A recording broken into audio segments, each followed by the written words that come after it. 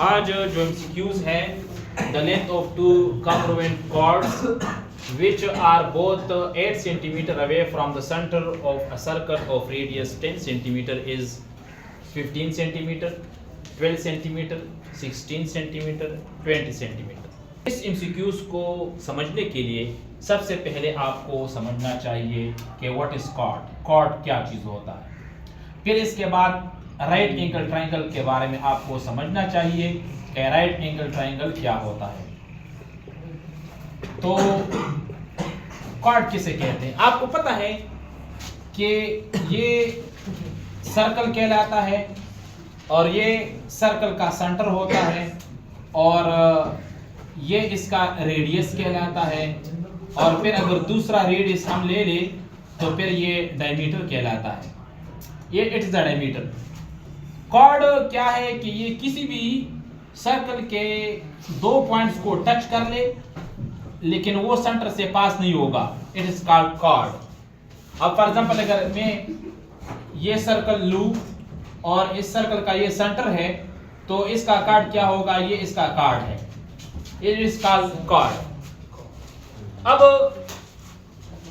Right angle triangle किसे कहते हैं? राइट एंगल ट्रायंगल, तो राइट एंगल ट्रायंगल ये है कि फर्ज करें हमारे पास ये एक लाइन है, परपेंडिकुलर लाइन, और ये इसका बेस है और ये इसका हाइपोटेन्यूज है। ये 90 एंगल है और इसको मैं थीटा का नाम देता हूं इस एंगल को, और इस एंगल को मैं फाई का नाम देता हूं। इस 90 डिग्री के अपोजिट साइड जो वाक़या है उसको हाइपोटेन्यूज कहा जाता है, इसको समझना चाहिए। ये इसका बेस है और ये इसका परपेंडिकुलर साइड है। तो पिथागोरस थ्योरम के मुताबिक हाइपोटेन्यूज ये चूंकि इसमें इस्तेमाल होगा इस वजह से मैं इसको कर रहा हूं, बेस का स्क्वायर प्लस परपेंडिकुलर का स्क्वायर। तो ये दो चीजें, ये दो पॉइंट्स जो है इस एमसीक्यूज को हल करने के लिए वेरी वेरी इंपॉर्टेंट है। एमसीक्यूज की तरफ आते हैं। ये एक सर्कल है, इस सर्कल का ये सेंटर है और ये कह रहा है कि टू कॉन्ग्रुएंट कॉर्ड्स, तो एक कॉर्ड ये है, दूसरा कॉर्ड ये है, which are equal in length, ये दोनों लेंथ में बराबर है। फिर both 8 centimetre away from the centre of circle,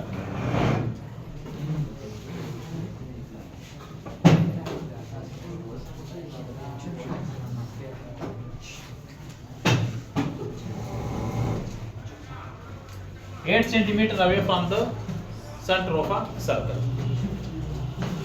अब मैं क्या करता हूं, ये पूछ रहा है कि इस कॉर्ड्स का लेंथ मालूम कर ले और ये गिवन है कि 8 centimetre away from the centre of a circle of radius 10 centimetre. इसका मतलब है कि रेडियस कितना है? 10 सेंटीमीटर। ये तो ये रेडियस है 10 सेंटीमीटर और ये रेडियस है 10 सेंटीमीटर। इस कार्ड का लेंथ हमने किस तरीके से मालूम करना है? तो अब देखो, ये राइट एंगल ट्रायंगल बन गए कि नहीं? बिल्कुल ट्रायंगल बन गए, राइट एंगल ट्रायंगल जो मैंने कहा था। तो यार ये 90 एंगल है, 90 एंगल के अपोजिट साइड जो है वो हाइपोटेन्यूज कहलाता है। वो हाइपोटेन्यूज हमारे पास क्या है? वो 10 सेंटीमीटर है और ये इसका बेस कहलाता है, बेस हमारे पास क्या है? 8 सेंटीमीटर है और ये इसका परपेंडिकुलर साइड है, परपेंडिकुलर साइड। तो ये ट्रायंगल और ये ट्रायंगल दोनों आपस में बराबर हैं।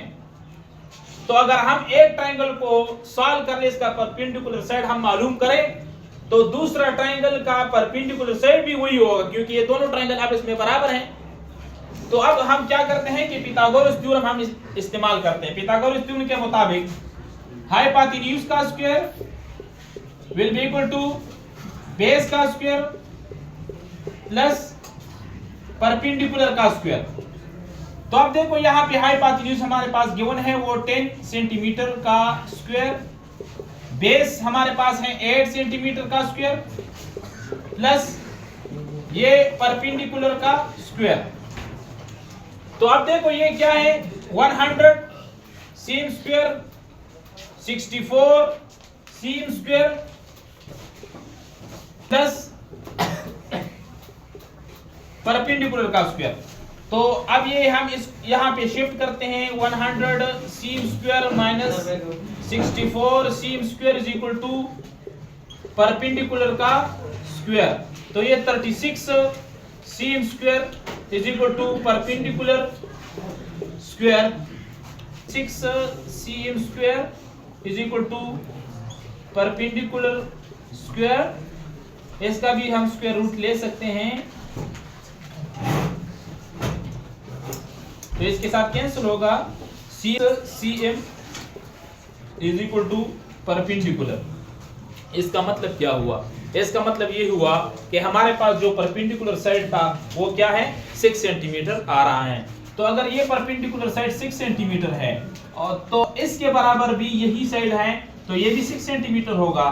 तो इसका इस कॉर्ड का लेंथ क्या होगा, कॉर्ड लेंथ जो है वो बराबर होगा 6 सेंटीमीटर प्लस 6 सेंटीमीटर। तो कॉर्ड लेंथ जो है वो हमारे पास बराबर होगा 12 सेंटीमीटर। तो इसका मतलब क्या हुआ, इसका मतलब ये हुआ कि इस कार्ड का लेंथ भी 12 सेंटीमीटर है और इस कार्ड का लेंथ भी 12 सेंटीमीटर है, क्योंकि यहाँ पे कंडीशन में गिवन है कि टू कॉन्ग्रुएंट कार्ड्स दोनों आपस में बराबर है। तो इस ऑप्शन में बी ऑप्शन जो है ये बिल्कुल करेक्ट है।